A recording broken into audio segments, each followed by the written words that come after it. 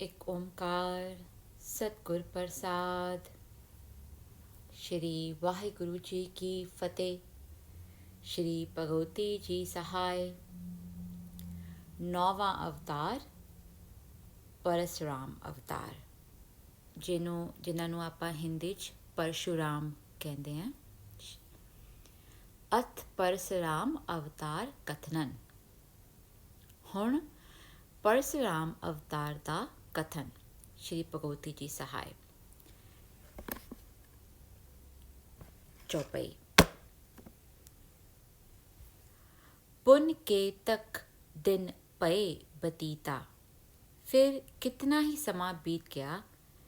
छत्रन सकल तरा कहूँ जीता, ਛਤਰੀਆਂ ਨੇ ਸਾਰੀ ਧਰਤੀ ਨੂੰ ਜਿੱਤ ਲਿਆ।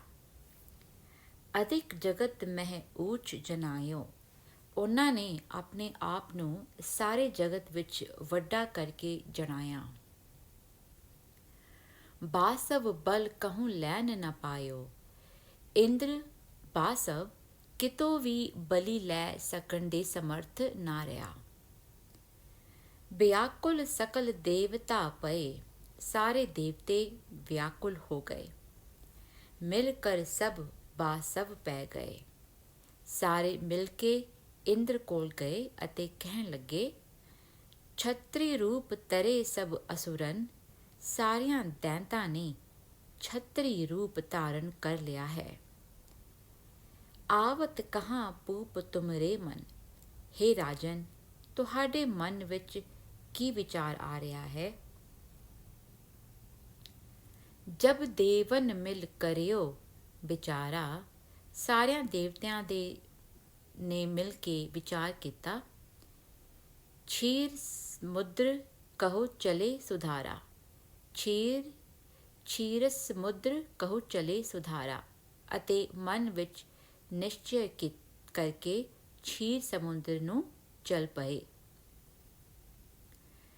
ਕਾਲ ਪੁਰਖ ਕੀ ਕਰੀ ਵਡਾਈ, ਉੱਥੇ ਜਾ ਕੇ ਕਾਲ ਪੁਰਖ ਦੀ ਵਡਿਆਈ ਕੀਤੀ।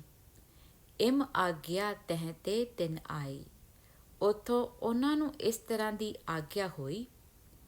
ਦਿਜ ਜਮਦਗਨ ਜਗਤ ਮੋਹ ਸੋਹਤ, ਜਮਦਗਨ ਨਾਂ ਦਾ ਮੁਨੀ ਦਿਜ ਜਗਤ ਵਿੱਚ ਬਿਰਾਜਦਾ ਹੈ। ਨਿਤ ਉੱਠ ਕਰਤ ਅਘਨ ਉਘਨ ਹੱਥ, ਉਹ ਨਿਤ ਉੱਠ ਕੇ ਸਾਧਨਾ ਰਾਹੀਂ ਸਾਰਿਆਂ ਪਾਪਾਂ ਨੂੰ ਨਸ਼ਟ ਕਰਦਾ ਹੈ। ਤਹਿ ਤੁਮ ਤਰੋ ਬਿਸਨ ਅਵਤਾਰਾ, ਹੇ ਵਿਸ਼ਨੂੰ ਤੁਸੀਂ ਉਸਦੇ ਘਰ ਜਾ ਕੇ ਅਵਤਾਰ ਧਾਰਨ ਕਰੋ। ਹੁਨਹੁ ਸਕਰ ਕੇ ਸਤਰ ਸੁਧਾਰਾ, ਅਤੇ ਇੰਦਰ ਦੇ ਵੈਰੀਆਂ ਨੂੰ ਚੰਗੀ ਤਰ੍ਹਾਂ ਮਾਰ ਦਿਓ। ਭੁਜੰਗ ਪ੍ਰਿਆਤ ਛੰਦ। ਜਯੋ ਜਾਮਦਗਨ ਦਿਜਨ ਅਵਤਾਰੀ, ਜਮਦਗਨ ਬ੍ਰਾਹਮਣ ਦੇ ਘਰ ਵਿਸ਼ਨੂੰ ਜੀ ਨੇ ਅਵਤਾਰ ਲਿਆ।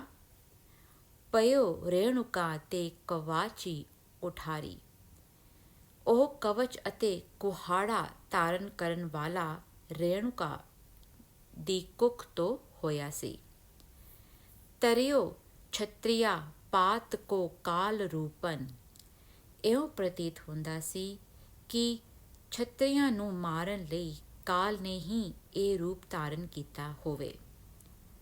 ਹਨਿਓ ਜਾਏ ਜਉਨੇ ਸਹਸਾਸਤਰ ਭੂਪਨ, ਜਿਸ ਨੇ ਸਹਸਤਰਬਾਹੂ ਰਾਜੇ ਨੂੰ ਮਾਰਿਆ ਸੀ। ਕਹਾਂ ਗਮ ਏਤੀ ਕਥਾ ਸਰਬ ਪਾਖਿਓ, ਇਤਨੀ ਮੇਰੀ ਸਮਰਥਾ ਨਹੀਂ ਕਿ ਸਾਰੀ ਕਥਾ ਸੁਣਾਵਾਂ। ਕਥਾ ਬ੍ਰਿਧ ਤੇ ਥੋੜੀਏ ਬਾਤ ਰਾਖਉ, ਕਥਾ ਵੱਧ ਨਾ ਜਾਏ ਇਸ ਲਈ ਥੋੜ੍ਹੀ ਗੱਲ ਹੀ ਦੱਸਦਾ ਹਾਂ। ਪਰੇ ਗਰਭ ਛਤਰੀ ਨਰੇਸਨ ਅਪਾਰਨ, ਅਪਾਰ ਛਤਰੀ ਰਾਜੇ ਅਹੰਕਾਰ ਨਾਲ ਭਰੇ ਹੋਏ ਸਨ। ਤਿਨੇ ਨਾਸ ਕੋ ਪਾਣ ਤਾਰਿਓ ਕੁਠਾਰਨ, ਉਹਨਾਂ ਦੇ ਨਾਸ਼ ਲਈ ਪਰਸ਼ੁਰਾਮ ਨੇ ਆਪਣੇ ਹੱਥ ਵਿੱਚ ਕੁਹਾੜਾ ਧਾਰਨ ਕੀਤਾ।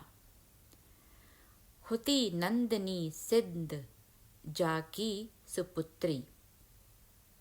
ਘਟਨਾ ਦਾ ਪਿਛੋਕੜ ਇਹ ਸੀ ਕਿ ਕਾਮਧੇਨੂ ਗਊ ਦੀ ਨੰਦਨੀ ਨਾਂ ਦੀ ਪੁੱਤਰੀ ਸੀ। ਤਿਸੇ ਮਾਘ ਹਾਰਿਓ ਸਹਸਾਸਤ੍ਰ ਛਤਰੀ। ਉਸ ਨੂੰ ਸਹਸਤਰ ਬਾਹੂ ਛਤਰੀ ਜਮਦਗਨ ਪਾਸੋਂ ਮੰਗ ਮੰਗ ਕੇ ਥੱਕ ਗਿਆ। ਲਿਓ ਛੀਨ ਗਾਇਨ ਹਤਿਓ ਰਾਮ ਤਾਤਨ। ਮੌਕਾ ਤਾੜ ਕੇ ਉਸਨੇ ਗਊ ਖੋਹ ਲਈ ਅਤੇ ਪਰਸ਼ੂਰਾਮ ਦੇ ਪਿਤਾ ਜਮਦਗਨ ਨੂੰ ਮਾਰ ਦਿੱਤਾ। ਤਿਸੀ ਬੈਰ ਕੀਨੇ ਸਭੇ ਭੂਪ ਪਾਤਨ। ਉਸੇ ਵੈਰ ਕਰਕੇ ਪਰਸ਼ੂਰਾਮ ਨੇ ਸਾਰਿਆਂ ਛਤਰੀ ਰਾਜਿਆਂ ਦਾ ਇੱਕ ਹੀ ਵਾਰ ਨਾਸ਼ ਕੀਤਾ। ਗਈ ਬਾਲ ਤਾਤੇ ਲਿਓ ਸੋਧ ਤਾਕੋ। ਇਸ ਕਰਕੇ ਜਮਦਗਨ ਦੀ ਪਤਨੀ ਬਨ ਵਿੱਚ ਗਈ ਅਤੇ ਪਰਸ਼ੂਰਾਮ ਨੂੰ ਲੱਭ ਲਿਆ। ਹਨਿਓ ਤਾਤ ਮੇਰੋ ਕਹੋ ਨਾਮ ਵਾਕੋ। ਉਸਨੂੰ ਸਾਰੀ ਗੱਲ ਦੱਸੀ। ਉੱਤਰ ਵਿੱਚ ਪਰਸ਼ੂਰਾਮ ਨੇ ਕਿਹਾ, ਜਿਸਨੇ ਮੇਰੇ ਪਿਤਾ ਨੂੰ ਮਾਰਿਆ ਹੈ ਉਸ ਦਾ ਨਾਂ ਦੱਸੋ। ਰੇਣੂਕਾ ਨੇ ਨਾਂ ਦੱਸਿਆ। ਸਹਸਾਸਤਰ ਭੂਪਨ ਸੁਣਿਓ ਸ਼ਰਵਣ ਨਾਮਨ। ਜਦੋਂ ਪਰਸ਼ੂਰਾਮ ਨੇ ਸਹਸਤਰਬਾਹੂ ਰਾਜੇ ਦਾ ਨਾਂ ਕੰਨਾਂ ਨਾਲ ਸੁਣਿਆ, ਗਹੇ ਸ਼ਸਤਰ ਅਸਤਰਨ ਚਲਿਓ ਤਉਨ ਠਾਮਨ, ਤਾਂ ਅਸਤਰ ਸ਼ਸਤਰ ਪਕੜ ਕੇ ਉਸ ਦੇ ਠਿਕਾਣੇ ਨੂੰ ਤੁਰ ਪਿਆ। ਕਹੋ ਰਾਜ ਮੇਰੋ ਹਨਿਓ ਤਾਤ ਕੈਸੇ। ਉੱਥੇ ਪਹੁੰਚ ਕੇ ਪਰਸ਼ੂਰਾਮ ਨੇ ਸਹਸਤਰਬਾਹੂ ਨੂੰ ਪੁੱਛਿਆ, ਹੇ ਰਾਜਨ, ਦੱਸੋ ਤੁਸੀਂ ਮੇਰੇ ਪਿਤਾ ਨੂੰ ਕਿਵੇਂ ਮਾਰਿਆ। ਅਬੇ ਜੁਧ ਜੀਤੋ ਹਨੋ ਤੋਹ ਤੈਸੇ। ਹੁਣੇ ਮੈਂ ਤੁਹਾਨੂੰ ਯੁੱਧ ਵਿੱਚ ਜਿੱਤਾਂਗਾ ਅਤੇ ਉਸੇ ਤਰ੍ਹਾਂ ਮਾਰਾਂਗਾ। ਕਹਾਂ ਮੋੜ ਬੈਠੋ ਸੂ ਅਸਤਰਨ ਸੰਭਾਰੋ। ਹੇ ਮੂਰਖ ਰਾਜੇ, ਤੂੰ ਕਿਸ ਲਈ ਬੈਠਾ ਹੈ? ਅਸਤਰ ਸੰਭਾਲ। ਚਲੋ ਪਾਜ ਨਾ ਤੋ ਸਭੇ ਸ਼ਸਤਰ ਡਾਰੋ। ਨਹੀਂ ਤਾਂ ਸਾਰੇ ਸ਼ਸਤਰ ਸੁੱਟ ਕੇ ਭੱਜ ਜਾ। ਸੁਣੇ ਬੋਲ ਬੰਕੇ ਪਰਿਓ ਭੂਪ ਕੋਪਨ। ਪਰਸ਼ੂਰਾਮ ਦੇ ਜਦੋਂ ਇਸ ਤਰ੍ਹਾਂ ਦੇ ਕੌੜੇ ਬਚਨ ਸੁਣੇ ਤਾਂ ਰਾਜਾ ਕ੍ਰੋਧ ਨਾਲ ਭਰ ਗਿਆ। ਉੱਠਿਓ ਰਾਜ ਸਰਦੂਲ ਲੈ ਪਾਣ ਤੋਪਨ, ਅਤੇ ਸਿੱਧੀ ਤਲਵਾਰ ਲੈ ਕੇ ਸ਼ੇਰ ਵਾਂਗ ਉੱਠਿਆ। ਹਟਿਓ ਖੇਤ ਖੂਨੀ ਦਿਜਨ ਖੇਤਰ ਹਾਇਓ। ਰਾਜਾ ਹਟ ਕਰਕੇ ਖਲੋ ਗਿਆ ਕਿ ਹੁਣੋਂ ਖੂਨੀ ਬ੍ਰਾਹਮਣ ਨੂੰ ਯੁੱਧ ਭੂਮੀ ਵਿੱਚ ਮਾਰਦਾ ਹਾਂ। ਚਾਹੇ ਆਜ ਹੀ ਯੁੱਧ ਮੋਸੋ ਮਚਾਇਓ, ਕਿਉਂਕਿ ਇਹ ਅੱਜ ਹੀ ਮੇਰੇ ਨਾਲ ਯੁੱਧ ਮਚਾਉਣਾ ਚਾਹੁੰਦਾ ਹੈ। ਤਈ ਸੂਰ ਸਰਬਨ ਸੁਨੇ ਬੈਨ ਰਾਜਨ। ਰਾਜੇ ਦੇ ਬੋਲ ਸੁਣ ਕੇ ਸਾਰੇ ਸੂਰਮੇ ਚੱਲ ਪਏ। ਚੜਿਓ ਕ੍ਰੁੱਧ ਜੁੱਧਨ ਸਰਜੇ ਸਰਬ ਸਾਜਨ। ਯੁੱਧ ਲਈ ਉਹਨਾਂ ਨੂੰ ਕ੍ਰੋਧ ਚੜ੍ਹ ਗਿਆ ਅਤੇ ਸਾਰਾ ਸਾਜ ਸਮਾਨ ਸਜਾ ਲਿਆ। ਗਦਾ ਸਹਿਤੀ ਸੂਲ ਸੇਲਨ ਸੰਭਾਰੀ। ਉਹਨਾਂ ਨੇ ਗਦਾ, ਸਹਿਤੀ, ਤ੍ਰਿਸ਼ੂਲ ਅਤੇ ਬਰਛੇ ਸੰਭਾਲ ਲਏ। ਚਲੇ ਯੁੱਧ ਕਾਜਨ ਬੜੇ ਛਤਰਧਾਰੀ। ਵੱਡੇ ਵੱਡੇ ਛਤਰਧਾਰੀ ਯੋਧੇ ਯੁੱਧ ਕਰਨ ਲਈ ਚੜ੍ਹ ਚਲੇ। ਨਰਾਜ ਛੰਦ। ਕਿਰਪਾਨ ਪਾਣ ਤਾਰ ਕੇ ਤਲਵਾਰ ਨੂੰ ਹੱਥ ਵਿੱਚ ਫੜ ਕੇ ਚਲੇ ਬਲ ਪੁਕਾਰ ਕੇ। ਸੂਰਮੇ ਲਲਕਾਰਦੇ ਹੋਏ ਚੱਲ ਪਏ। ਸੋ ਮਾਰ ਮਾਰ ਪਾਖ ਹੀ ਉਹ ਮਾਰੋ ਮਾਰੋ ਬੋਲ ਰਹੇ ਸਨ। ਸਰੋਗ ਸ੍ਰੋਣ ਚਾਕ ਹੀ, ਅਤੇ ਉਹਨਾਂ ਦੇ ਤੀਰ ਲਹੂ ਚਖ ਰਹੇ ਸਨ। ਸੰਜੋਈ ਸਹਿਥੀਨ ਲੈ ਚੜੇ ਸੁਬੀਰ ਰੋਸ ਕੇ। ਕਵਚ ਸਰੀਰ ਉੱਤੇ ਧਾਰਨ ਕਰਕੇ ਅਤੇ ਹੱਥਾਂ ਵਿੱਚ ਸਹਿਤੀਆਂ ਲੈ ਕੇ ਚੜੇ ਸੁਬੀਰ ਰੋਸ ਕੇ। क्रोधवान होके सूरमे चढ़ चले। चटाक चाबंकन उठे, ਕੋੜਿਆਂ ਦੀਆਂ ਚਾਬੁਕਾਂ ਚਟਾਕ ਚਟਾਕ ਕਰਨ ਲੱਗੀਆਂ। ਸਹੰਸ ਸਾਇਕਨ ਬੁੱਠੇ ਅਤੇ ਹਜ਼ਾਰਾਂ ਤੀਰ ਵਰਨ ਲੱਗੇ। ਰਸਾਵਲ ਚੰਦ ਪਏ ਏਕ ਠਉਰੇ, ਸਾਰੇ ਸੂਰਮੇ ਇੱਕ ਥਾਂ 'ਤੇ ਇਕੱਠੇ ਹੋ ਗਏ। ਸਭੇ ਸੂਰ ਦੌੜੇ ਅਤੇ ਸਾਰਿਆਂ ਨੇ ਦੌੜ ਕੇ ਲਿਓ ਕੇਰ ਰਾਮਨ ਪਰਸ਼ੂਰਾਮ ਨੂੰ ਇੰਜ ਘੇਰ ਲਿਆ। ਕਟਾਸੂਰ ਸਯਾਮਨ, ਜਿਵੇਂ ਕਾਲੀਆਂ ਕਟਾਵਾਂ ਸੂਰਜ ਨੂੰ ਘੇਰਦੀਆਂ ਹਨ। ਕਮਾਣਨ ਕੜੰਕੇ, ਕਮਾਨਾਂ ਕੜਕ ਰਹੀਆਂ ਸਨ। ਪਏ ਨਾਦ ਬੰਕੇ, ਭਿਆਨਕ ਨਾਦ ਹੋ ਰਹੇ ਸਨ। ਕਟਾ ਜਾਣ ਸਿਆਹਨ, ਮਾਨੋ ਕਾਲੀਆਂ ਕਟਾਵਾਂ ਚੜ੍ਹ ਆਈਆਂ ਹੋਣ। ਚੜਿਓ ਤਿਉ ਸਿਪਾਹਨ, ਸੈਨਿਕ ਇਸ ਤਰ੍ਹਾਂ ਚੜ੍ਹੇ ਹਨ। ਪਏ ਨਾਦ ਬੰਕੇ, ਬੜੇ ਡਰਾਵਣੇ ਨਾਦ ਹੋਣ ਲੱਗੇ। ਸੁਸੇਲਨ ਤਮੰਕੇ, ਬਰਛਿਆਂ ਦੀ ਤਮਕ ਪੈਣ ਲੱਗੀ। ਗਜਾ ਜੂਹ ਗਜੇ, ਹਾਥੀਆਂ ਦੇ ਝੁੰਡ ਗੱਜਣ ਲੱਗੇ। ਸੁਬਨ ਸੰਜ ਸਜੇ, ਜਿਨ੍ਹਾਂ ਨੇ ਸੁੰਦਰ ਕਵਚ ਸਜਾਏ ਹੋਏ ਸਨ। ਚਹੂੰ ਔਰ ਡੂਕੇ, ਸੂਰਮੇ ਚੌਹਾਂ ਪਾਸਿਆਂ ਤੋਂ ਡੁੱਕ ਰਹੇ ਸਨ। ਗਜਨ ਜੂਹ ਝੂਕੇ, ਅਤੇ ਹਾਥੀਆਂ ਦੇ ਝੁੰਡਾਂ ਨੂੰ ਅੱਗੇ ਚੌਂਕਦੇ ਸਨ। ਸਰਨ ਬ੍ਰਿਹੂ ਛੂਟੇ, ਬਹੁਤ ਸਾਰੇ ਤੀਰ ਛੱਡ ਰਹੇ ਸਨ। ਰਿਪਨ ਸੀਸ ਫੂਟੇ, ਅਤੇ ਵੈਰੀਆਂ ਦੇ ਸਿਰ ਫੁੱਟ ਰਹੇ ਸਨ। ਉੱਠੇ ਨਾਦ ਭਾਰੀ, ਭਾਰੀ ਨਾਦ ਉੱਠ ਰਹੇ ਸਨ। ਰਿਸੇ ਛਤਰਧਾਰੀ, ਛਤਰਧਾਰੀ ਕ੍ਰੋਧਵਾਨ ਸਨ। ਕਿਰਿਓ ਰਾਮ ਸੈਨਨ, ਪਰਸ਼ੂਰਾਮ ਨੂੰ ਸੈਨਾ ਨੇ ਇੰਜ ਘੇਰ ਲਿਆ।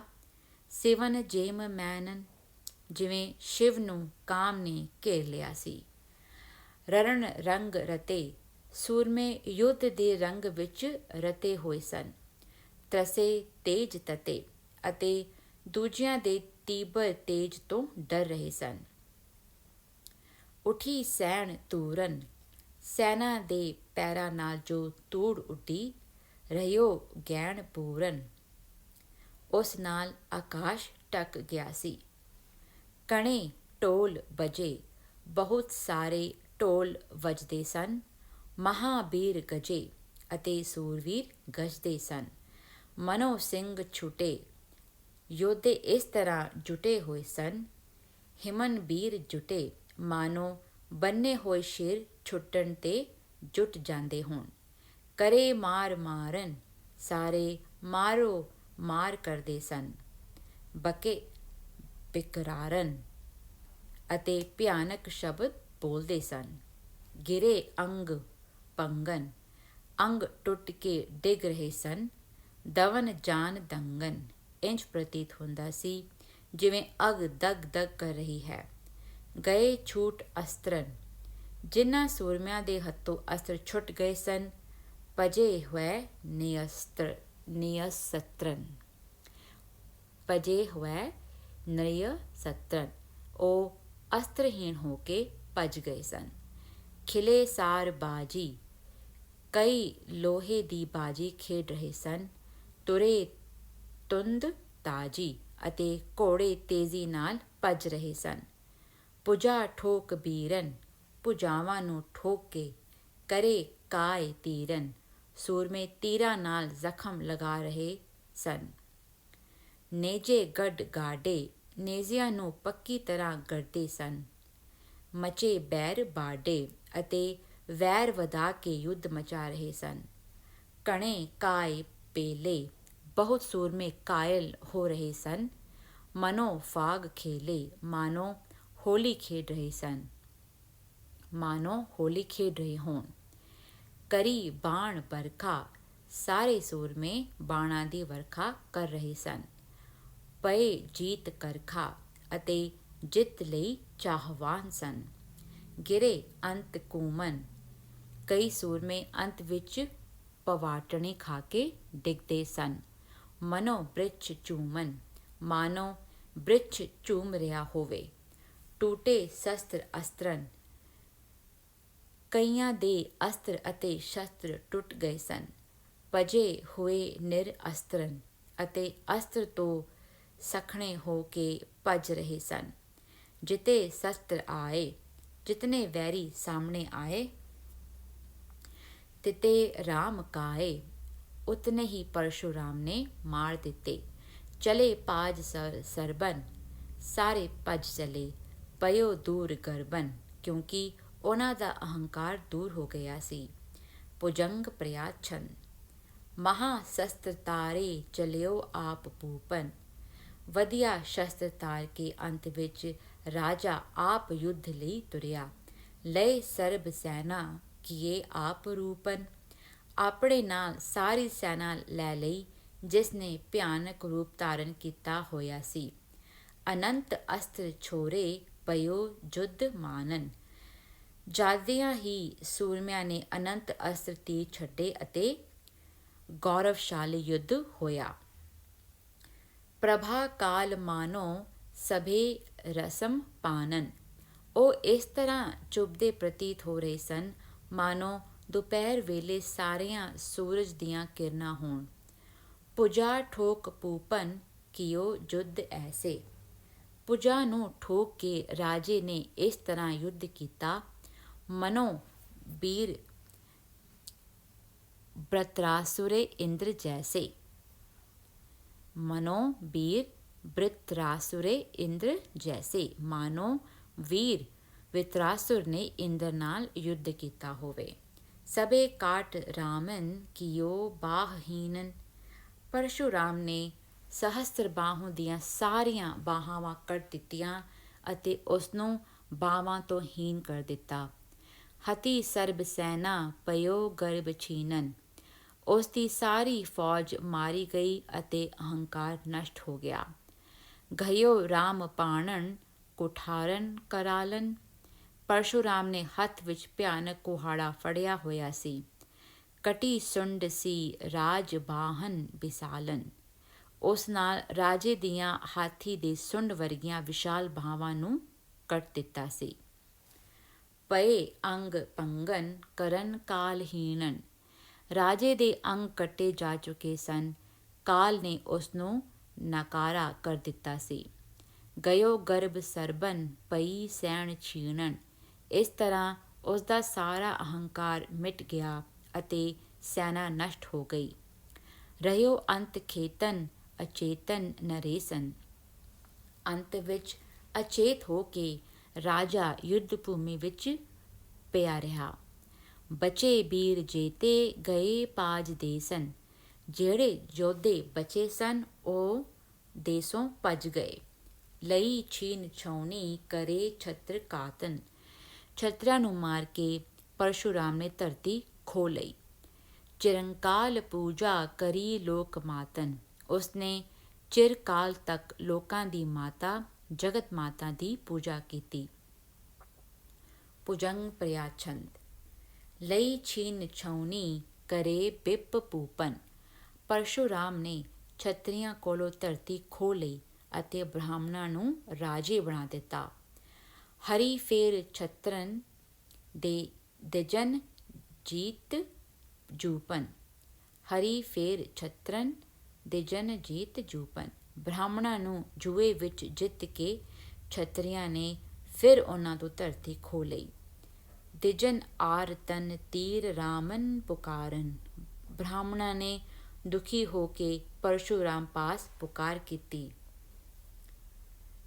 ਚਲਿਓ ਰੋਸ ਸ੍ਰੀ ਰਾਮ ਲੀਨੇ ਕੁਠਾਰਨ, ਪਰਸ਼ੁਰਾਮ ਗੁੱਸੇ ਵਿੱਚ ਆ ਕੇ ਅਤੇ ਕੁਹਾੜਾ ਲੈ ਕੇ ਬ੍ਰਾਹਮਣਾਂ ਦੀ ਸਹਾਇਤਾ ਲਈ ਚੱਲ ਪਿਆ। ਸੁਣਿਓ ਸਰਬ ਭੂਪਨ ਹਠੀ ਰਾਮ ਆਏ, ਸਾਰਿਆਂ ਛਤਰੀ ਰਾਜਿਆਂ ਨੇ ਸੁਣਿਆ ਕਿ ਹਠੀਲਾ ਪਰਸ਼ੁਰਾਮ ਆ ਗਿਆ ਹੈ। ਸਭਨ ਯੁੱਧ ਕੋ ਸ਼ਸਤਰ ਅਸਤਰਨ ਬਣਾਏ, ਸਾਰਿਆਂ ਨੇ ਯੁੱਧ ਲਈ ਅਸਤਰ ਅਤੇ ਸ਼ਸਤਰ ਸਜਾ ਲਏ। ਚੜੇ ਚੌਪ ਕਹਿ ਕੇ ਕੀਏ ਯੁੱਧ ਐਸੇ, ਬੜੇ ਉਤਸ਼ਾਹ ਨਾਲ ਉਹਨਾਂ ਨੇ ਪ੍ਰਸਥਾਨ ਕੀਤਾ। ਮਨੋ ਰਾਮ ਸੋ ਰਾਵਣਨ ਲੰਕ ਜੈਸੇ। ਅਤੇ ਅਜਿਹਾ ਯੁੱਧ ਕੀਤਾ ਜਿਉਂ ਜਿਹਾ ਲੰਕਾ ਵਿੱਚ ਰਾਮ ਦਾ ਰਾਵਣ ਨਾਲ ਹੋਇਆ ਸੀ। ਲਗੇ ਸ਼ਸਤਰਨ ਅਸਤਰਨ ਲਖੇ ਰਾਮ ਅੰਗਨ। ਪਰਸ਼ੂਰਾਮ ਨੇ ਜਦੋਂ ਆਪਣੇ ਅੰਗਾਂ ਵਿੱਚ ਅਸਤਰ ਅਤੇ ਸ਼ਸਤਰ ਲਗੇ ਹੋਏ ਵੇਖੇ, ਗਹੇ ਬਾਣ ਪਾਣਨ ਕੀਏ ਸ਼ਸਤਰ ਪੰਗਨ, ਤਾਂ ਉਸ ਨੇ ਹੱਥ ਵਿੱਚ ਧਨੁਸ਼ ਬਾਣ ਪਕੜ ਕੇ ਵੈਰੀਆਂ ਦਾ ਨਾਸ਼ ਕਰ ਦਿੱਤਾ। ਪੁਜਾਹੀਣ ਏਕਨ ਚਿਰਨ ਹੀਣ ਕੇਤੇ। ਇਕੰਨਾਂ ਨੂੰ ਭੁਜਾਵਾਂ ਤੋਂ ਬਿਨਾਂ ਕਰ ਦਿੱਤਾ ਅਤੇ ਇਕੰਨਾਂ ਨੂੰ ਸਿਰਾਂ ਤੋਂ ਬਿਨਾਂ ਕਰ ਦਿੱਤਾ। ਸਭੇ ਮਾਰ ਡਾਰੇ ਗਏ ਬੀਰ ਜੇਤੇ। ਸਾਰੇ ਛਤਰੀ ਹੀ ਮਾਰ ਦਿੱਤੇ ਜਿਤਨੇ ਸੂਰਵੀਰ ਯੁੱਧ ਕਰਨ ਲਈ ਗਏ ਸਨ। ਕਰੀ ਛਤਰਹੀਣ ਛਿਤਨ ਕੀਸ ਬਾਰਨ। ਪਰਸ਼ੂਰਾਮ ਨੇ 21 ਵਾਰ ਧਰਤੀ ਨੂੰ ਛਤਰੀਆਂ ਤੋਂ ਹੀਣ ਕਰ ਦਿੱਤਾ। ਹਣੇ ਐਸ ਹੀ ਭੂਪ ਸਰਬਨ ਸੁਧਾਰਨ। ਇਸ ਤਰ੍ਹਾਂ ਉਸਨੇ ਸਾਰਿਆਂ ਰਾਜਿਆਂ ਨੂੰ ਚੰਗੀ ਤਰ੍ਹਾਂ ਮਾਰ ਦਿੱਤਾ। ਕਥਾ ਸਰਬ ਜਉ ਛੋਰ ਤੇ ਲੈ ਸੁਣਾਉ। ਸਾਰੀ ਕਥਾ ਜੇ ਮੁੱਢ ਤੋਂ ਲੈ ਕੇ ਸੁਣਾਵਾਂ, ਹਿਰਦੇ ਗ੍ਰੰਥ ਕੇ ਬਾੜਬੇ ਤੇ ਡਰਾਉ, ਤਾਂ ਗ੍ਰੰਥ ਦੇ ਵੱਡਾ ਹੋ ਜਾਣ ਤੋਂ ਹਿਰਦੇ ਵਿੱਚ ਸੰਕੋਚ ਕਰਦਾ ਹਾਂ।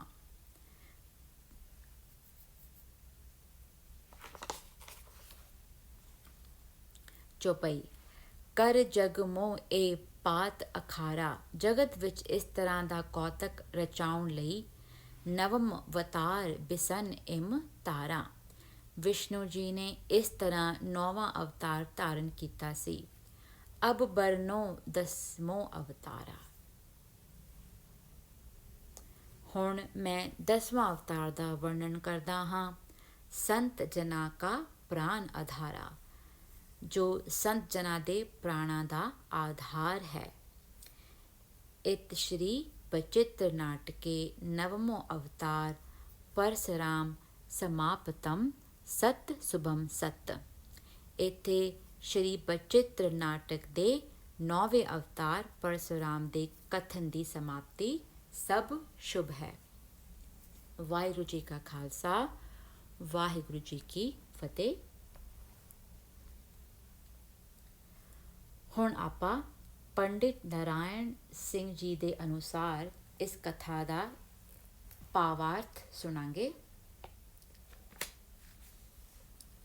ਮਹਾਭਾਰਤ ਦੇ ਸ਼ਾਂਤੀ ਪਰਵ ਅਤੇ ਹਰਿਵੰਸ ਅਤੇ ਵਿਸ਼ਨੂੰ ਪੁਰਾਣ ਵਿੱਚ ਜਮਦਗਨ ਰਿਖੀ ਦਾ ਜੀਵਨ ਬ੍ਰਿਤਾਂਤ ਆਉਂਦਾ ਹੈ। ਇਸ ਦੇ ਜਨਮ ਦੇ ਸੰਬੰਧ ਵਿੱਚ ਇਉਂ ਲਿਖਿਆ ਹੈ ਕਿ ਰਿਚੀਕ ਰਿਖੀ ਨੇ ਆਪਣੀ ਇਸਤਰੀ ਸਤਿਅਵਤੀ, ਜੋ ਰਾਜੇ ਗਾਂਧੀ ਦੀ ਲੜਕੀ ਸੀ ਅਤੇ ਉਸ ਦੀ ਮਾਤਾ ਆਪਣੀ ਸੱਸ ਲਈ ਵੱਖ-ਵੱਖ ਗੁਣਾਂ ਵਾਲੇ 2 ਦਿਵ ਭੋਜਨ ਤਿਆਰ ਕੀਤੇ ਸਨ।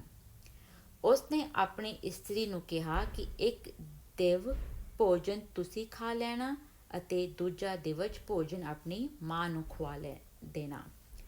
ਸਤਿਅਵਤੀ ਨੇ ਦੋਵੇਂ ਦਿਵਜ ਭੋਜਨ ਆਪਣੀ ਮਾਤਾ ਨੂੰ ਦੇ ਕੇ ਉਹਨਾਂ ਸੰਬੰਧੀ ਸਾਰੀ ਗੱਲ ਦੱਸ ਦਿੱਤੀ। ਉਸਦੀ ਮਾਤਾ ਨੇ ਇਹ ਸਮਝ ਕੇ ਕਿ ਰਿਚੀਕ ਨੇ ਆਪਣੀ ਇਸਤਰੀ ਦੇ ਵਾਸਤੇ ਬਹੁਤ ਉੱਤਮ ਗੁਣਾਂ ਵਾਲਾ ਪੁੱਤਰ ਪੈਦਾ ਕਰਨ ਦੇ ਵਾਸਤੇ ਦਿਵਯ ਭੋਜਨ ਤਿਆਰ ਕੀਤਾ ਹੋਵੇਗਾ, ਇਸ ਲਈ ਉਸਦਾ ਦਿਵਯ ਭੋਜਨ ਆਪ ਖਾ ਲਿਆ ਅਤੇ ਆਪਣਾ ਉਸਨੂੰ ਖਵਾ ਦਿੱਤਾ।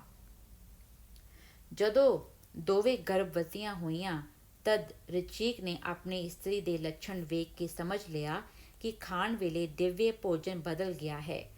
ਇਸ ਕਰਕੇ ਰਿਚੀਕ ਨੇ ਉਸ ਨੂੰ ਕਿਹਾ ਕਿ ਤੇਰੇ ਗਰਭ ਤੋਂ ਬ੍ਰਹਮ ਨਿਸ਼ਟ ਪੁੱਤਰ ਅਤੇ ਤੇਰੀ ਮਾਤਾ ਦੇ ਗਰਭ ਤੋਂ ਛਾਤਰ ਗੁਣਾਂ ਵਾਲਾ ਮਹਾਬਲੀ ਪੁੱਤਰ ਪੈਦਾ ਕਰਨ ਲਈ ਦਿਵਯ ਭੋਜਨ ਤਿਆਰ ਕੀਤੇ ਸਨ, ਪਰ ਤੁਸਾਂ ਦੋਹਾਂ ਨੇ ਦਿਵਯ ਭੋਜਨ ਬਦਲ ਕੇ ਖਾਧੇ ਹਨ। ਇਸ ਲਈ ਹੁਣ ਤੇਰੇ ਗਰਭ ਤੋਂ ਮਹਾਬਲੀ ਪੁੱਤਰ ਹੋਵੇਗਾ। ਇਹ ਸੁਣ ਕੇ ਸਤਿਅਵਤੀ ਨੇ ਦੁਖੀ ਹੋ ਕੇ ਆਪਣੇ ਸਵਾਮੀ ਨੂੰ ਕਿਹਾ ਕਿ ਹੁਣ ਕੋਈ ਅਜਿਹਾ ਯਤਨ ਕਰੋ ਜਿਸ ਨਾਲ ਮੇਰੇ ਗਰਭ ਤੋਂ ਉਗਰ ਛਾਤਰ ਗੁਣ ਯੁਕਤ ਧੀ ਮਹਾਬਲੀ ਪੁੱਤਰ ਪੈਦਾ ਨਾ ਹੋਵੇ ਅਤੇ ਜੋ ਉਸਦਾ ਪੈਦਾ ਹੋਣਾ ਰੁਕ ਨਹੀਂ ਸਕਦਾ, ਤਾਂ ਪੋਤਰਾ ਭਾਵੇਂ ਅਜਿਹੇ ਗੁਣਾਂ ਵਾਲਾ ਹੋ ਜਾਵੇ। ਇਸਤਰੀ ਦੀ ਪ੍ਰਾਰਥਨਾ ਮੰਨ ਕੇ ਰਚੀਕ ਨੇ ਯਤਨ ਕੀਤਾ, ਜਿਸ ਕਰਕੇ ਸਤਿਅਵਤੀ ਦੇ ਗਰਭ ਤੋਂ ਜਮਦਗਨ ਅਤੇ ਉਸ ਦੀ ਮਾਤਾ ਦੇ ਗਰਭ ਤੋਂ ਵਿਸ਼ਵਾਮਿਤਰ ਦਾ ਜਨਮ ਹੋਇਆ। ਇਸ ਕਰਕੇ ਜਮਦਗਨ ਵਿੱਚ ਵੀ ਬਹੁਤ ਖੱਤਰੀਆਂ ਵਾਲੇ ਗੁਣ ਸਨ। ਪ੍ਰਸੇਨਜਿਤ ਦੀ ਲੜਕੀ ਰੇਣੂਕਾ ਨਾਲ ਜਮਦਗਨ ਦਾ ਵਿਆਹ ਹੋਇਆ ਸੀ। ਉਸ ਦੇ ਗਰਭ ਤੋਂ ਇਹਨਾਂ ਦੇ 5 ਪੁੱਤਰ ਰੋਮਵਾਨ, ਸੁਵਰਣ ਬਹੂ, ਵਿਸਵਾਵਦਹੁ ਅਤੇ ਪਰਸੁਰਾਮ ਹੋਏ ਸਨ। ਰਚੀਕ ਦੇ ਦਿਵਯ ਭੋਜਨ ਦੇ ਪ੍ਰਭਾਵ ਨਾਲ ਉਹਨਾਂ 5 ਵਿੱਚੋਂ ਪਰਸ਼ੁਰਾਮ ਵਿੱਚ ਉਗਰਾਛਤਰ ਗੁਣ ਸਾਰੇ ਹੀ ਮੌਜੂਦ ਸਨ। ਛੋਟੀ ਉਮਰ ਵਿੱਚ ਹੀ ਜਾ ਕੇ ਪਰਸ਼ੁਰਾਮ ਸ਼ਿਵਜੀ ਦਾ ਚੇਲਾ ਬਣ ਗਿਆ। ਸ਼ਿਵਜੀ ਨੇ ਇਸਨੂੰ ਸ਼ਸਤਰ ਅਸਤਰ ਵਿਦਿਆ ਪੂਰਨ ਰੀਤੀ ਨਾਲ ਸਿਖਾਈ ਅਤੇ ਇੱਕ ਦਿਵਯ ਪਰਸਪਾਵ ਕੁਹਾੜਾ ਦਿੱਤਾ, ਜਿਸ ਤੋਂ ਇਸ ਦਾ ਨਾਮ ਪਰਸ਼ੁਰਾਮ ਪ੍ਰਸਿੱਧ ਹੋਇਆ। ਇੱਕ ਵੇਰੀ ਰੇਣੂਕਾ ਗੰਗਾ ਇਸ਼ਨਾਨ ਕਰਨ ਗਈ। ਉੱਥੇ ਰਾਜਾ ਚਿਤਰਥ ਨੂੰ ਆਪਣੀ ਇਸਤਰੀ ਨਾਲ ਜਲ ਕ੍ਰੀੜਾ ਕਰਦਿਆਂ ਵੇਖਿਆ ਤਾਂ ਰੇਣੂਕਾ ਦੇ ਮਨ ਵਿੱਚ ਕਾਮ ਵਿਕਾਰ ਪੈਦਾ ਹੋ ਗਿਆ। ਕੁਝ ਚਿਰ ਬਾਅਦ ਫਿਰ ਆਪਣੇ ਘਰ ਮੁੜ ਆਈ ਤਾਂ ਜਮਦਗਨ ਨੂੰ ਇਸ ਦੇ ਮਨ ਦੇ ਵਿਕਾਰਾਂ ਦਾ ਪਤਾ ਲੱਗ ਗਿਆ। ਇਸ ਕਰਕੇ ਰਿਖੀ ਜੀ ਬਹੁਤ ਗੁੱਸੇ ਹੋਏ ਅਤੇ ਆਪਣੇ ਪੁੱਤਰਾਂ ਨੂੰ ਮਾਂ ਦਾ ਸਿਰ ਵੱਢ ਦੇਣ ਦਾ ਹੁਕਮ ਦਿੱਤਾ। ਵੱਡਿਆਂ ਚੌਹਾਂ ਨੇ ਪਿਤਾ ਦਾ ਇਹ ਹੁਕਮ ਨਾ ਮੰਨਿਆ, ਪਰ ਪਰਸ਼ੁਰਾਮ ਨੇ ਉੱਠ ਕੇ ਝਟ ਕੁਹਾੜਾ ਮਾਰ ਕੇ ਮਾਂ ਦਾ ਸਿਰ ਲਾਹ ਦਿੱਤਾ। ਜਮਦਗਨ ਜੀ ਪਰਸ਼ੁਰਾਮ ਉੱਤੇ ਬਹੁਤ ਪ੍ਰਸੰਨ ਹੋਏ ਅਤੇ ਵਰ ਮੰਗਣ ਲਈ ਕਿਹਾ। ਪਰਸ਼ੁਰਾਮ ਨੇ ਪ੍ਰਾਰਥਨਾ ਕੀਤੀ, ਮੇਰੀ ਮਾਤਾ ਨੂੰ ਜੀਵਨ ਦਾਨ ਬਖਸ਼ੋ, ਉਸ ਨੂੰ ਮੇਰਾ ਅਪਰਾਧ ਵੀ ਚੇਤੇ ਨਾ ਰਹੇ ਅਤੇ ਮੈਨੂੰ ਕੋਈ ਜਿੱਤ ਵੀ ਨਾ ਸਕੇ। ਪਰਸ਼ੁਰਾਮ ਨੂੰ ਮਤਸ ਪੁਰਾਣ ਵਿੱਚ ਵਿਸ਼ਨੂੰ ਦਾ 6ਵਾਂ ਅਤੇ ਭਾਗਵਤ ਵਿੱਚ 16ਵਾਂ ਅਵਤਾਰ ਕਿਹਾ ਹੈ, ਪਰ ਹਰਿਵੰਸ ਤੇ ਦੇਵੀ ਭਾਗਵਤ ਅਨੁਸਾਰ ਇਹ 9ਵਾਂ ਅਵਤਾਰ ਹੈ। ਤ੍ਰੇਤਾ ਯੁੱਗ ਵਿੱਚ ਇਸ ਨੇ ਖੱਤਰੀਆਂ ਦਾ ਨਾਸ਼ ਕੀਤਾ। ਖੱਤਰੀਆਂ ਨਾਲ ਵੈਰ ਹੋਣ ਦੇ ਕਾਰਨ ਦੀ ਕਥਾ ਅਸੀਂ ਪਿੱਛੇ ਸਮੁੰਦਰ ਮੰਥਨ ਪ੍ਰਕਰਣ ਵਿੱਚ ਵਿਸਥਾਰ ਨਾਲ ਲਿਖ ਚੁੱਕੇ ਹਾਂ, ਜਿਸ ਨੂੰ ਸ਼੍ਰੀ ਗੁਰੂ ਜੀ ਨੇ ਇੱਥੇ ਵਰਣਨ ਕੀਤਾ ਹੈ ਕਿ ਇਸ ਦੇ ਪਿਤਾ ਨੂੰ ਕਾਰਤਿਕ ਵੀਰਜ ਸਹਸਰਬਾਹੂ ਨੇ ਮਾਰ ਦਿੱਤਾ ਸੀ। ਪਤੀ ਦੇ ਮਰਨ ਤੇ ਇਸ ਦੀ ਮਾਤਾ ਨੇ 3 ਹੱਥੜ ਪਿੱਟਣਾ ਸ਼ੁਰੂ ਕੀਤਾ। 7 ਵਾਰ ਉਸਨੇ ਛਾਤੀ ਤੇ, 7 ਵਾਰ ਮੱਥੇ ਤੇ ਅਤੇ 7 ਵਾਰ ਪਟਾਂ ਤੇ ਹੱਥ ਮਾਰੇ ਸਨ। ਇਸ ਲਈ ਪਰਸ਼ੁਰਾਮ ਨੇ ਸਹਸਰਬਾਹੂ ਨੂੰ ਮਾਰ ਕੇ ਪਿਤਾ ਦਾ ਵੈਰ ਲਿਆ ਅਤੇ 21 ਵਾਰ ਖੱਤਰੀਆਂ ਨੂੰ ਕਤਲ ਕਰਕੇ ਮਾਤਾ ਦੇ ਪਿੱਟਣ ਦਾ ਪ੍ਰਾਸ਼ਚਿਤ ਕੀਤਾ। ਸਹਸਰਬਾਹੂ ਨੂੰ ਮਾਰ ਕੇ ਹੋਰਨਾਂ ਛਤਰੀਆਂ ਰਾਜਿਆਂ ਤੋਂ ਧਰਤੀ ਖੋਹ ਕੇ ਇਸ ਨੇ ਬ੍ਰਾਹਮਣਾਂ ਨੂੰ ਦੇ ਦਿੱਤੀ, ਪਰ ਬ੍ਰਾਹਮਣ ਸਮਾਜ ਵਿੱਚ ਪਰਸ਼ੁਰਾਮ ਦੀ ਬੇਰਹਿਮੀ ਨਾਲ ਖੱਤਰੀਆਂ ਨੂੰ ਮਾਰਨ ਦੇ ਕਾਰਨ ਬਹੁਤ ਨਿੰਦਾ ਹੋਈ ਤਾਂ ਪਰਸ਼ੁਰਾਮ ਉਪਰਾਮ ਚਿੱਤ ਹੋ ਕੇ ਵਣ ਨੂੰ ਚਲੇ ਗਏ। ਇਹ ਵਣ ਵਿੱਚ ਬੈਠ ਕੇ ਤਪ ਕਰ ਰਹੇ ਸੀ ਤਾਂ ਇੱਕ ਦਿਨ ਵਿਸ਼ਵਾਮਿਤਰ ਦੇ ਪੋਤੇ ਪਰਾਵਸ ਨੇ ਪਰਸ਼ੁਰਾਮ ਨੂੰ ਕਿਹਾ ਕਿ ਹੁਣੇ ਹੀ ਜੋ ਜਗ ਹੋਇਆ ਸੀ ਉਸ ਵਿੱਚ ਪਤਾ ਨਹੀਂ ਕਿੰਨੇ ਹੀ ਪ੍ਰਤਾਪੀ ਰਾਜੇ ਆਏ ਸਨ। ਤੁਸਾਂ ਜੋ ਪ੍ਰਿਥਵੀ ਨੂੰ ਖੱਤਰੀਆਂ ਤੋਂ ਹੀਣ ਕਰ ਦੇਣ ਦੀ ਪ੍ਰਤਿੱਗਿਆ ਕੀਤੀ ਸੀ, ਉਹ ਸਭ ਝੂਠੀ ਸੀ। ਇਹ ਸੁਣਦਿਆਂ ਹੀ ਪਰਸ਼ੁਰਾਮ ਜੀ ਫਿਰ ਨਿਕਲੇ। ਜਿਹੜੇ ਖੱਤਰੀ ਬਚੇ ਹੋਏ ਸਨ ਉਹਨਾਂ ਨੂੰ ਬਾਲ ਬੱਚਿਆਂ ਸਣੇ ਨਾਸ ਕਰ ਦਿੱਤਾ। ਗਰਭਵਤੀਆਂ ਨੇ ਲੁਕ ਛਿਪ ਕੇ ਆਪਣੇ ਆਪ ਨੂੰ ਬਚਾਇਆ ਸੀ। ਪਰਸ਼ੁਰਾਮ ਨੇ ਖੱਤਰੀਆਂ ਨੂੰ ਮਾਰ ਕੇ ਉਹਨਾਂ ਦੇ ਲਹੂ ਦੇ ਸਮੰਤ ਨਾਮਕ 5 ਪ੍ਰਾਣਾਂ ਦੀ ਰੱਖਿਆ ਕੀਤੀ। ਪਰਸ਼ੁਰਾਮ ਨੇ ਹੀ ਮਾਲਾਬਾਰ ਦੇਸ਼ ਵਸਾਇਆ ਸੀ। ਕਈ ਕਹਿੰਦੇ ਹਨ ਵਰੁਣ ਨੇ ਇਹ ਦੇਸ਼ ਇਸ ਨੂੰ ਦਿੱਤਾ ਸੀ। ਕਈ ਲਿਖਦੇ ਹਨ ਕਿ ਇਸ ਨੂੰ ਸਮੁੰਦਰ ਨੂੰ ਪਿੱਛੇ ਹਟਾ ਕੇ ਉਸਦੇ ਕਿਨਾਰੇ ਲਈ ਬਸਤੀਆਂ ਵਸਾਈਆਂ ਸਨ। ਪਰਸ਼ੁਰਾਮ ਨੇ ਖੱਤਰੀਆਂ ਦਾ ਨਾਸ਼ ਕਰਕੇ ਅਸ਼ਵਮੇਧ ਯੱਗ ਕੀਤਾ ਸੀ। ਉਸ ਵਿੱਚ ਸਾਰੀ ਧਰਤੀ ਕਸ਼ਪ ਨੂੰ ਦਾਨ ਦੇ ਦਿੱਤੀ ਸੀ। ਪ੍ਰਿਥਵੀ ਪ੍ਰਾਪਤ ਕਰਕੇ ਕਸ਼ਪ ਨੇ ਇਸ ਨੂੰ ਕਿਹਾ, ਇਹ ਧਰਤੀ ਮੇਰੀ ਹੋ ਚੁੱਕੀ ਹੈ, ਹੁਣ ਤੁਸੀਂ ਦੱਖਣੀ ਸਮੁੰਦਰ ਵੱਲ ਚਲੇ ਜਾਓ। ਪਰਸ਼ੁਰਾਮ ਨੇ ਅਜਿਹਾ ਹੀ ਕੀਤਾ ਸੀ। ਇਤ ਸ਼੍ਰੀ ਬਚਿੱਤਰ ਨਾਟਕ ਗ੍ਰੰਥੇ ਨਵਮੋ ਅਵਤਾਰ ਪਰਸ਼ੁਰਾਮ ਸਮਾਪਤਮ। ਸਤ ਸ਼ੁਭਮ ਸਤ। ਵਾਹਿਗੁਰੂ ਜੀ ਕਾ ਖਾਲਸਾ, ਵਾਹਿਗੁਰੂ ਜੀ ਕੀ ਫਤਿਹ।